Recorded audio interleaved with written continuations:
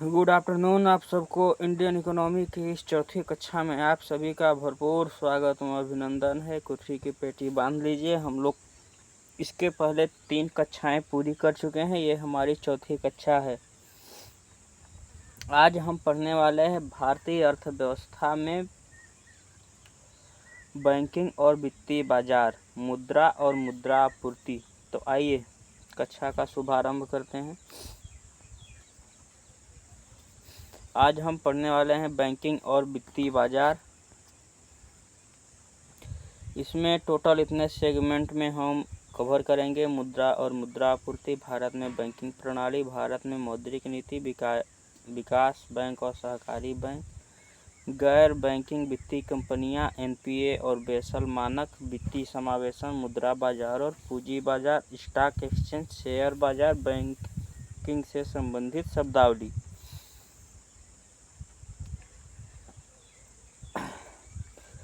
आइए शुरू करते हैं मुद्रा और मुद्रा आपूर्ति। अब सुनिए इस बात को।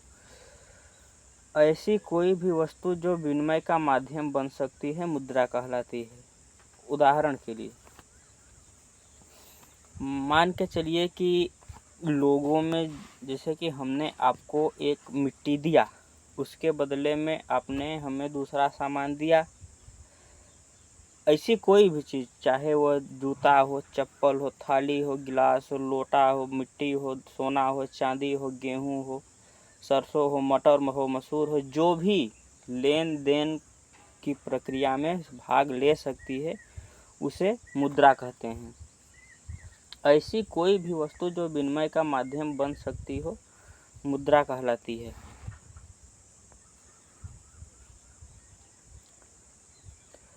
अब मुद्रा, इसमें 3 प्रकार की होती है। भौतिक या आभासी मुद्रा।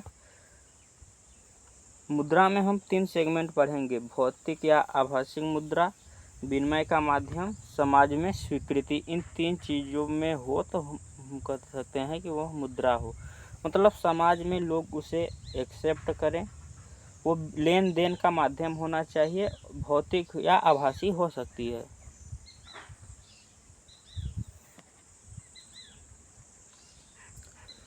आइए अब इसके हम आगे समझते हैं मुद्रा विनिमय। सामान्य शब्दों में मुद्रा विनिमय का माध्यम है। मतलब जो मुद्रा है वो लेन देन का माध्यम है। इसे हम करेंसी भी कहते हैं।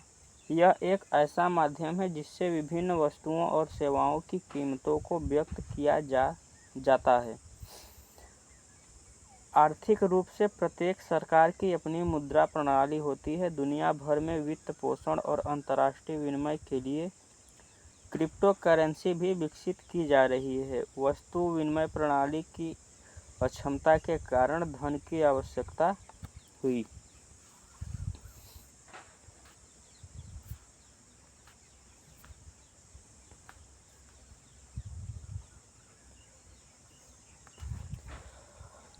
अब आइए समझते हैं वस्तु विनिमय प्रणाली।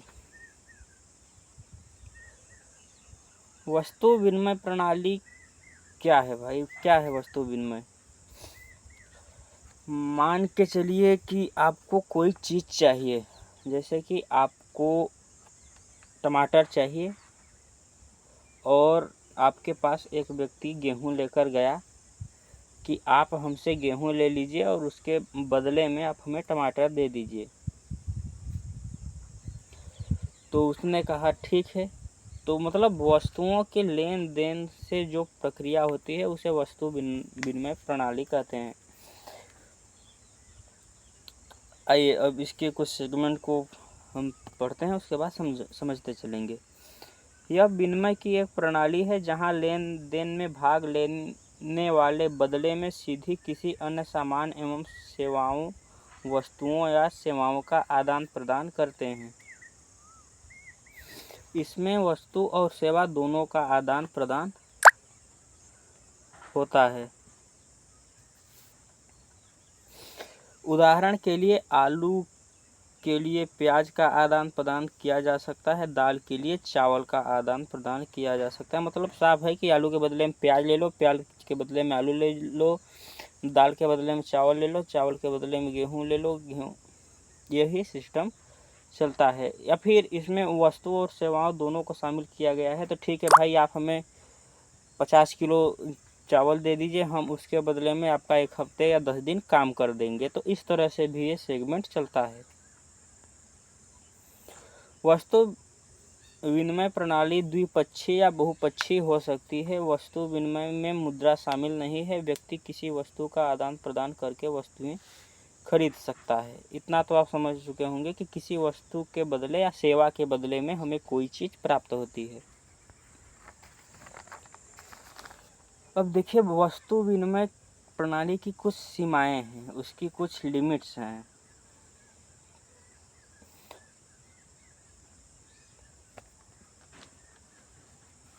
आइए उनकी सीमाओं को हम देखते हैं। आवश्यकताओं के दोहरे संयोग की कमी। दो या दो पक्षों के बीच वस्तु विनिमय होने के लिए दो पक्षों को वही होना चाहिए जो दूसरा चाहता है। इस पहली लाइन का मतलब समझिए कि मान के चलिए हमें चाहिए किसी से टमाटर, हम उसके पास गेहूं लेकर गए, तो हमने कहा कि भाई हमें गेहूं के बदले में टमाटर दे दो। तो उसने कहा कि नहीं भाई देखो, मैं टमाटर लाया हूँ मगर मुझे गेहूं नहीं चाहिए, मुझे टमाटर के बदले में चावल चाहिए। तो मतलब यही कॉम्बिनेशन नहीं बैठता कि जैसे हम उससे टमाटर चाहते हैं तो वह भी, अगर वह भी गेहूं चाहता तो हमारा काम हो जाता। जैसे कि हम उसको गेहूं देने गए और टमाटर लेने गए, अगर उसे गेहूं चाहता तो हमारा काम हो जाता, मगर उसे चावल चाहिए तो हमारा काम नहीं हुआ। अब हमें ऐसे व्यक्ति को खोजना होगा जो कि हमें टमाटर दे और बदले में हमसे गेहूं ले। तो इसमें दोहरे संयोग की कमी, दोहरा संयोग होता है। मूल्य के सामान्य माप का अभाव। एक मौद्रिक अर्थव्यवस्था में मुद्रा विभिन्न वस्तुओं के मूल्य के माप की भूमिका निभाती है, इसलिए उसके मूल्यों का एक दूसरे के खिलाफ मूल्यांकन किया जा सकता है।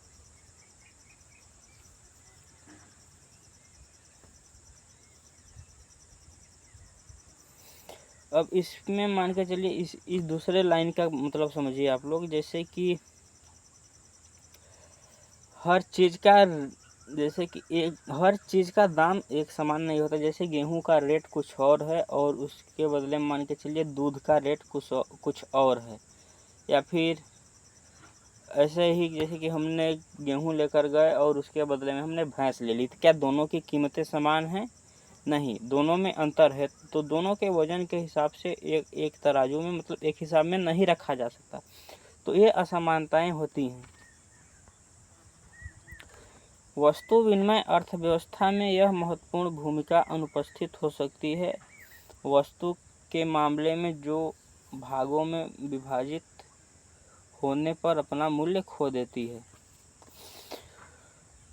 वस्तु विनिमय का मतलब है कि ये जो गवर्नमेंट है उसके इकोनॉमी में कहीं पर भी कोई मदद नहीं करती, क्योंकि दो लोगों ने सीधे अपना सामान बदला और चले गए, इसमें किसी सरकार का कोई मतलब नहीं बनता।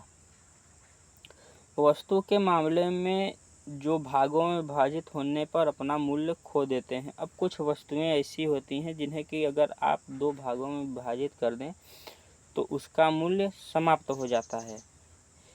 जैसे कि मैं एक ऊँट खरीदने के लिए गया, तो उसने बताया कि इसके लिए मुझे 5 कुंटल चावल लगेगा। मैं 2.5 कुंटल चावल लेके गया उसके पास। तो मैंने कहा कि भाई कैसे होगा तब? तो उसने कहा कि देखिए, या तो आप 5 कुंटल चावल लेके आइए। तो एक महापुरुष थे, उन्होंने सलाह दिया कि इसको काट कर आधा ले जाइए। तो उसने कहा नहीं नहीं नहीं नहीं नहीं भाई, हम इसको, आप हमारा ऊँट ले या ना ले, हम काटेंगे नहीं, क्योंकि वो भी जानता है कि कटने के बाद उसका मूल्य कुछ रह ही नहीं जाएगा। तो यही चीज़ है। और जो ग्राहक है वो भी आधा ऊँट लेकर करेगा क्या? कुछ वस्तुओं की अविभाज्यता विनिमय की वस्तु विनिमय प्रणाली उस पर लागू नहीं होती जो वस्तुओं के मामले में भागों में विभाजित होने पर अपना मूल्य खो देते हैं। उदाहरण के लिए एक गाय का मूल्य 2 बकरियों के बराबर होता है।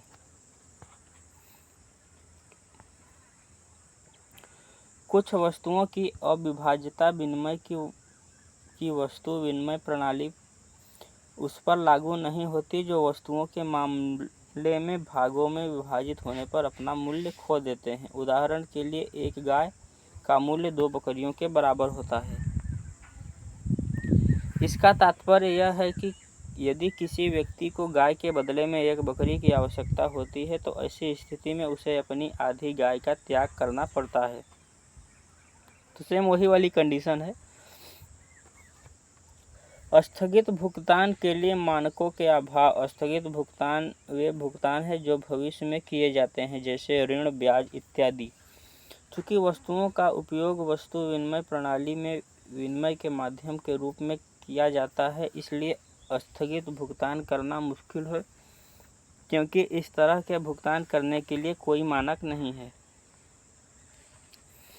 धन संचय करने में कठिनाई। यदि कोई समाज विशेष रूप से खराब होने वाली वस्तुओं पर निर्भर करता है तो भविष्य के लिए धन भंडारण अव्यावहारिक हो सकता है। अब समझिए इस बात को, जैसे कि मैं बहुत बड़ा बनिया हूँ, ठीक। मैंने बहुत सी चीज़ों के, जैसे कि एक के बदले में दूसरी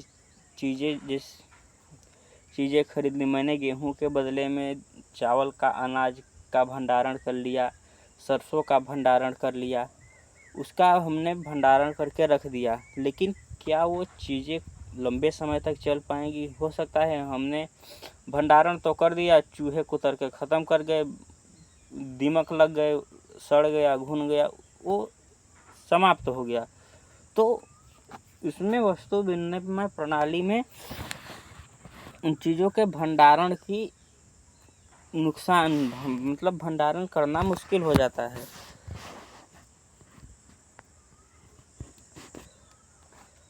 आइए अब हम देखते हैं मुद्रा का विकास, कि मुद्रा का विकास कैसे हुआ।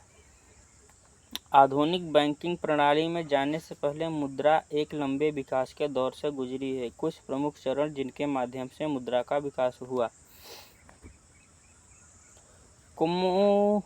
कमोडिटी मुद्रा। प्रारंभिक काल में वस्तुओं की उनके उपयोग के लिए दूसरे की तुलना में अधिक मांग की जाती थी। ऐसी वस्तु ने मुद्रा की भूमिका ग्रहण की और विनिमय के लिए एक माध्यम के रूप में उपयोग की गई।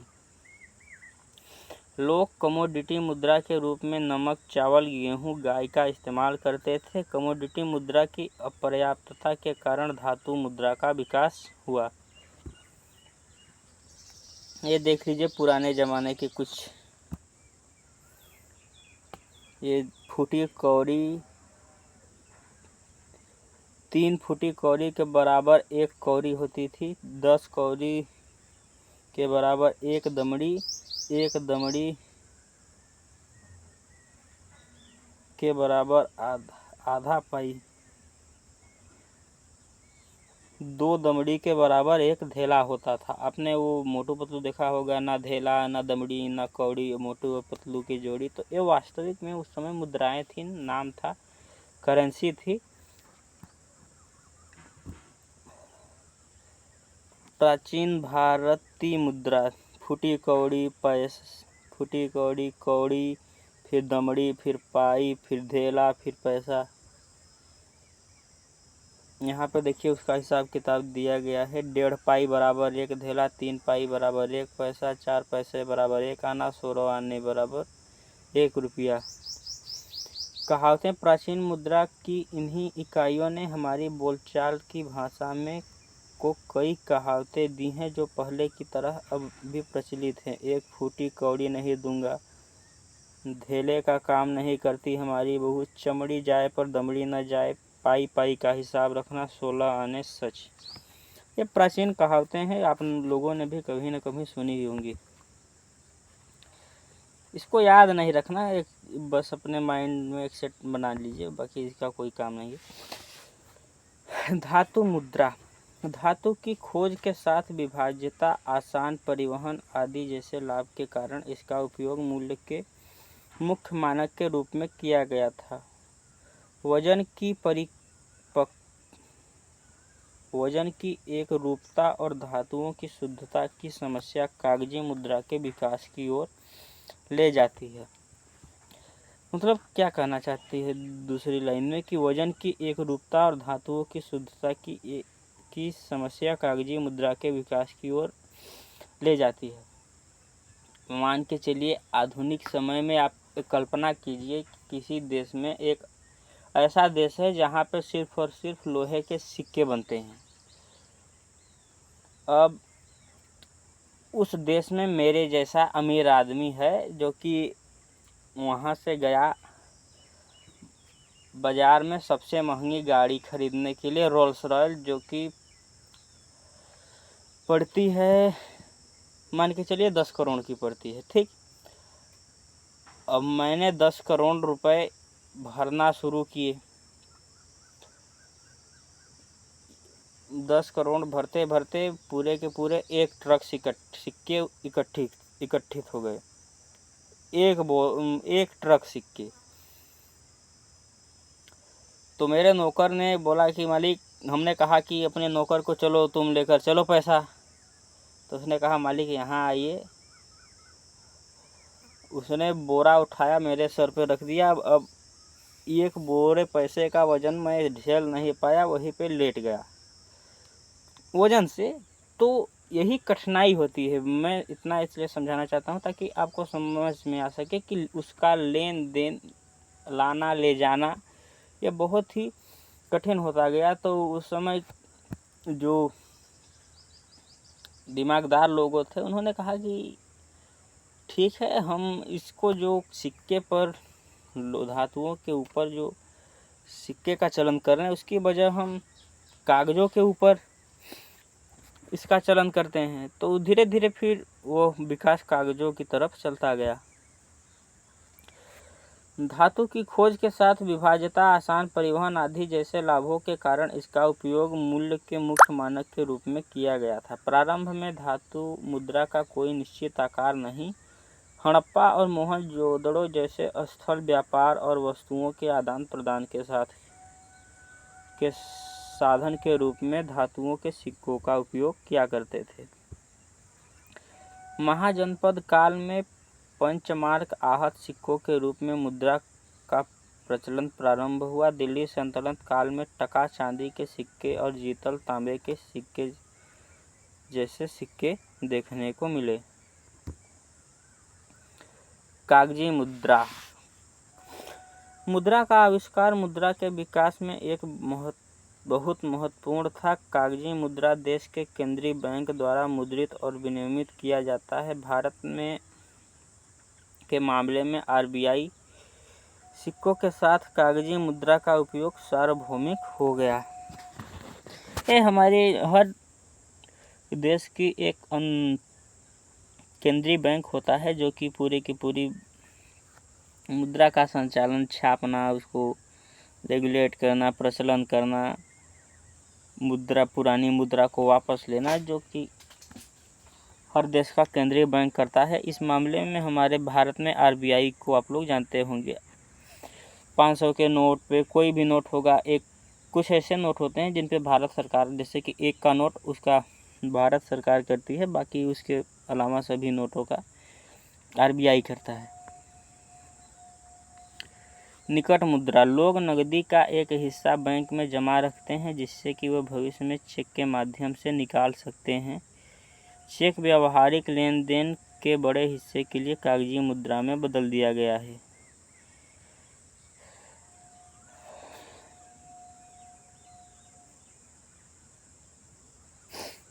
मतलब कि इसमें कहने का मतलब है कि आपका जो पैसा है वो बैंक में ही जमा रहेगा, मगर बैंक द्वारा आपको चेक दिया जाता है कि ताकि इससे आप भविष्य में, अब मान के चलिए कहीं पर भी पैसा ले जाना है तो आप किसी को देना है 1 करोड़ 2 करोड़ तो अब 2-4 बोरा ले जाके पटक देंगे उसके ऊपर तो दब जाएगा बेचारा।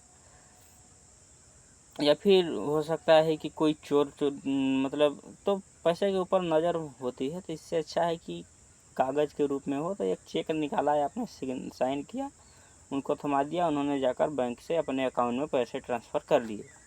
तो ये सुविधा के लिए है चेक।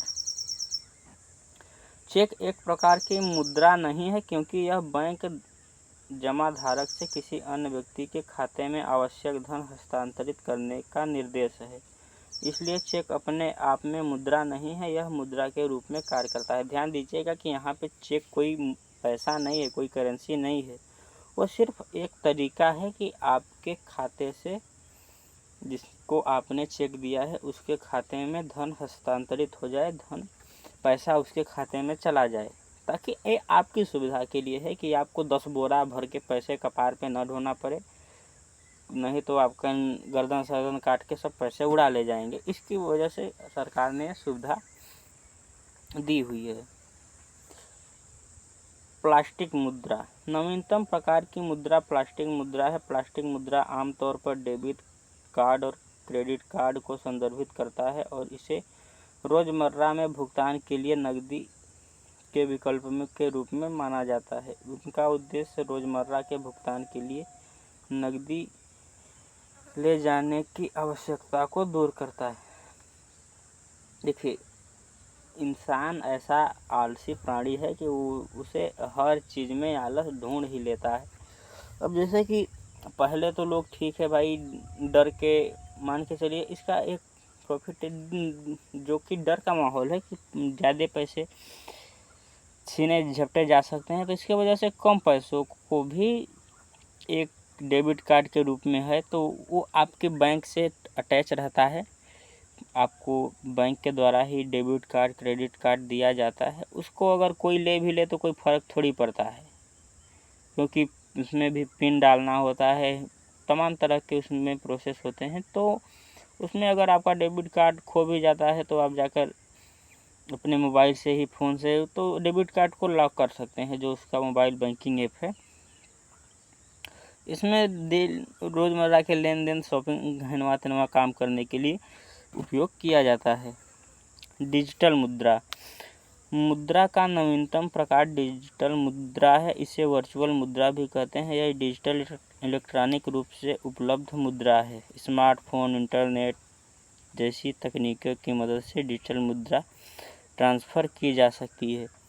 आप लोग ये मत समझिएगा कि हम लोग गूगल पे फ़ोन पे चला रहे हैं तो ये डिजिटल मुद्रा है, नहीं। ये डिजिटली रूप में हम लोग ट्रांसफ़र कर रहे हैं, मगर वो डिजिटल मुद्रा नहीं है। आप जाएंगे तो बैंक आप काबिलियत रखता है कि आपको वो पैसों को कैश में बदल कर आपको दे सकता है, लेकिन डिजिटल मुद्रा में केवल डिजिटली ही लेन देन होगा। आपको डिजिटली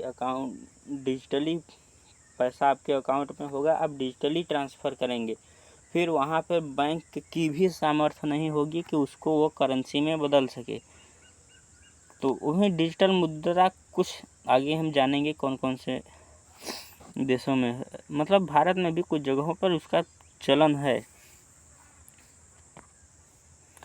जिसे क्रिप्टो करेंसी जानते हैं। क्रिप्टो करेंसी एक डिजिटल या आभासी मुद्रा है जो सुरक्षा के लिए क्रिप्टोग्राफी का उपयोग करती है।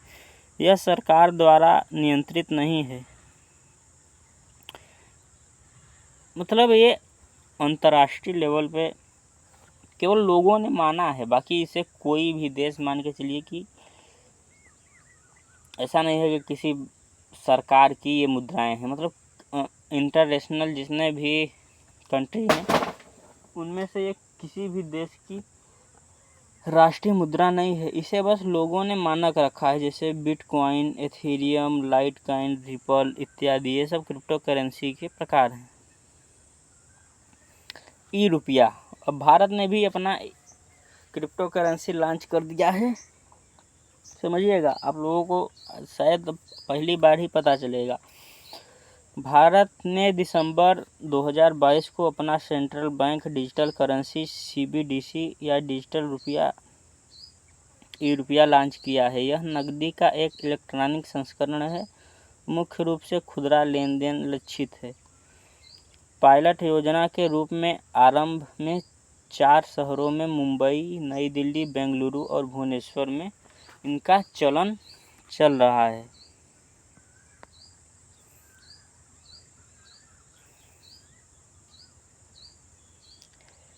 बैटर सिस्टम, क्ले करेंसी, आहट coin, metal, paper, plastic money, petrol money, वस्तु विनिमय प्रणाली, मिट्टी की मुद्रा, आहत सिक्के, धातु के सिक्के, कागज, प्लास्टिक की मुद्रा, वर्चुअल मनी। मुद्रा के कार, फंक्शन ऑफ करेंसी, प्राथमिक कार, गौण कार, आकस्मिक कार। इनमें 3 कार्य निम्नलिखित हैं। प्राथमिक कार को 2 भागों में हम लेंगे, विनिमय का माध्यम, मूल्य का मापक। विनिमय का माध्यम, लेन देन की सुविधाजनक बनाने के लिए मुद्रा का उपयोग विनिमय के माध्यम के रूप में किया जाता है। यह वस्तु विनिमय प्रणाली की अक्षमताओं को समाप्त करता है, जैसे कि इच्छाओं का संयोग। मूल्य का मापक, मुद्रा मूल्य के मापक के रूप में भी कार्य करती है। विभिन्न वस्तुओं की कीमत को मुद्रा के रूप में दर्शाया जा सकता है। मुद्रा में व्यक्त कीमतों के आधार पर 2 वस्तुओं के सापेक्षिक मूल्यों की तुलना करना सरल हो जाता है। इस प्रकार मुद्रा विनिमय के सामान्य मापक के अभाव की समस्या को हल कर देती है। गौणकार, प्राथमिक कार्यों के सहायक। इसमें गौणकार में हम 3 बड़ी चीज़ों को लेंगे। स्थगित भुगतानों का मापन, मूल्य का संचय, मूल्य का हस्तांतरण भावी भुगतान के लिए। स्थगित भुगतानों का मापन, मुद्रा उन लेन देनों को सुगम बनाती है जिनका तुरंत निपटान नहीं होता, लेकिन जिनके लिए भविष्य में भुगतान आवश्यक होती है। मूल्य का संचय, मुद्रा का उपयोग वर्तमान उपभोग के लिए किया जा सकता है और इसे समय की अवधि में भी रखा जा सकता है और भविष्य के भुगतानों के लिए उपयोग किया जा सकता है। मूल्य का हस्तांतरण, भावी भुगतानों का आधार। मुद्रा के मूल्य में स्थायित्व होता है। इस कारण कोई भी विक्रेता भविष्य में माल का मूल्य देने के लिए तैयार हो जाता है। भविष्य में भी भुगतान मुद्रा के रूप में ही प्राप्त होता है। मुद्रा उधार देने और उधार लेने में महत्वपूर्ण भूमिका निभाती है। मुद्रा का यह कार्य पूर्व निर्धारित से भविष्य की तारीख तक भुगतान को स्थगित करने की अनुमति देता है। आकस्मिक कार्य, साख का आधार, आय के वितरण, सहायक, पूंजी की तरलता में वृद्धि, इच्छा की वाहक, भावी निर्णय लेने में सहायक, शोधन क्षमता की गारंटी अथवा दिवालियापन का आधार। मुद्रा के गुण, प्रतिस्थापित, इसकी व्यक्तिगत इकाइयाँ परस्पर प्रतिस्थापन यानी विनिमयता के लिए सक्षम होनी चाहिए। अस्थायी, ड्यूरेबिलिटी, बार बार उपयोग करने में सक्षम। स्वायत्तता, आसानी से लाया और ले जाया गया। विभाज्यता, इसे छोटे मानों में तोड़ा जा सकता है। मूल्य की स्थिरता, इसके मूल्य में उतार चढ़ाव नहीं होना चाहिए। आइए मुद्रा के दोष देखते हैं। असमानता, धनी और निर्धन वर्ग, पूंजीवादी के दोष, नैतिक पतन, मुद्रा के मूल्य में अस्थिरता, मुद्रास्फीति एवं मुद्रा संकुचन, ऋणग्रस्तता में वृद्धि तथा अपव्यय की प्रवृत्ति। ग्रेशम का नियम, एक बहुत बड़े अर्थशास्त्री हुए ग्रेशम भाई साहब, इन्होंने कुछ नियम दिया। आइए उनके नियमों को भी हम जान लेते हैं।